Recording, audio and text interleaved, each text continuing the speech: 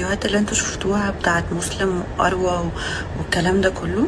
طب بصوا ده احنا في فرحه ينفع لو بيقولوا ده؟ يا رب هتيجي تقتلنا.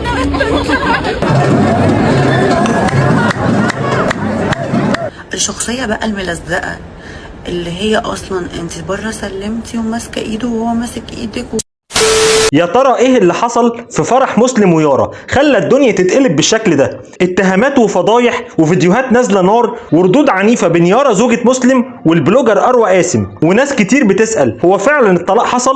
خليكم معانا لحد اخر الفيديو علشان تعرفوا القصه كامله من اولها لاخرها ورد كل واحده فيهم كان عامل ازاي. ولكن في البدايه عايز الكل يعمل لايك واشتراك في القناه علشان يوصل لكم كل جديد من قناتكم ترندات وبس. ويلا بينا نشوف فيديو النهارده.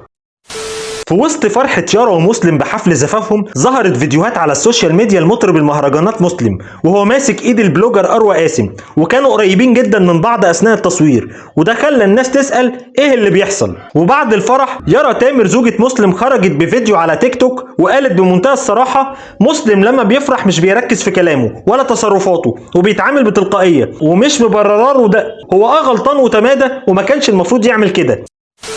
مسلم لما بيكون فرحان او يعني متوتر وفي حاجه كده وفي ناس دوشه حواليه وزحمه، مسلم مش بيركز في كلامه، مش بيركز هو بيقول ايه، مش بيركز هو بيتصرف ازاي، مش بيفكر في الحاجه قبل ما يعملها، بيتعامل بتلقائيه وطيبه جدا. بس الكلام ما وقفش لهنا، يارا هجمت أروى قاسم وقالت عنها الشخصيه الملزقه دي انت بالنسبه لي انا ومسلم طفله ومرميه في احضان الناس من زمان وكنت بشوفها في احضان المغنيين كلهم.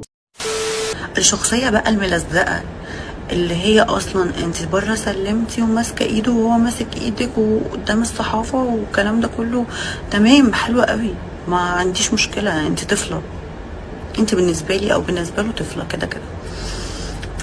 وانا متاكده وعارفه ان الشخصيه دي مرميه في احضان الناس ديت من زمان. وقالت كمان لو كنت خايفه تخربي بيته عمرك ما كنت نزلت الفيديو ده وانت اللي هتتاذي، الريتش كان همك واتعمل لك بلوك منه في الاخر وجبتي لاهلك العار. ويارا كملت كلامها وقالت انت ما تربيتيش، دي مش اخلاق بنات محترمه، ومشكلتي مش مع صحابه البنات طالما هم مش محترمين، بس لما الراجل يشوف واحده سايبه طبيعي يتمادى. واكدت في الاخر وقالت انا واقفه، انت ما تقدريش ترفعي عينك فيه، وانا في وجودي اتعمل لك بلوك ومهما حصل عمره ما هيستغنى عني علشانك. لكن أروى قاسم بقى ما ردتش بصمت وكتبت على ستوري انستجرام معلش يا جماعه اعذروها، اكيد ما كانتش في وعيها وهي بتعمل الفيديو عني، اكيد ما خدتش الجرعه بتاعتها النهارده علشان هي بتضرب في الوريد على طول وليس على المريض حرج. رد طبعا كان مستفز جدا والناس شافته تعدى الحدود. وبعد الضجه دي بدات تطلع اشاعات ان في طلاق حصل بين يارا ومسلم، لكن يارا حسمت الجدل ده ونزلت فيديو من الفرح وهي بترقص مع مسلم وعلقت عليه ربنا ما يحرمني منك